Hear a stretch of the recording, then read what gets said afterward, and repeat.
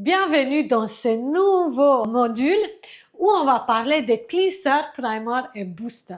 C'est les trois produits qui sont utilisés dans la préparation du cils naturel, mais qui font presque la même chose. C'est-à-dire qu'elles sont toutes dosées en glycine. C'est un produit qui est utilisé pour augmenter l'humidité ou le pH du cil naturel. Maintenant, à vrai dire, le cleanser, il n'est pas grand-chose. Il n'est pas assez dosé en glycine, donc c'est un produit que généralement on l'achète, mais qui n'aide pas énormément. Ensuite, on a les primers, que moi je l'utilise seulement quand mon pH est acide ou la porosité est faible. Comment j'identifie un pH acide ou une porosité faible? C'est quand je pose une extension et toutes les conditions de ma pièce, c'est-à-dire température, humidité, le cil naturel il est très propre et pourtant l'extension ne s'accroche pas. C'est là que je peux identifier un pH acide ou une porosité faible et dans ce cas-là, je teste généralement au début de ma pause avec 2-3 extensions. Si je vois que ça continue comme ça, je vais rajouter du primer.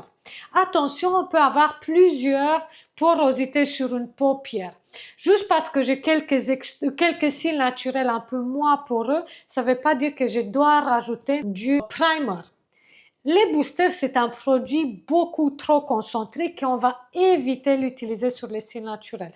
Je l'utilise très rarement, seulement quand j'ai mon pH extrêmement acide, c'est-à-dire 1 ou 0, mais c'est très très rare. Et généralement, on utilise ces produits sur la bande d'extension des cils pour accélérer le séchage de la colle. Ensuite, on peut avoir un pH alcalin.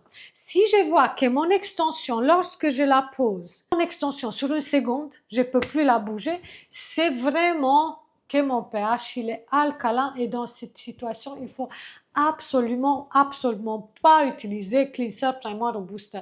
Donc, vous voyez, dans certaines situations, ces produits peuvent m'aider, mais des fois, ils peuvent me nuire à ma rétention.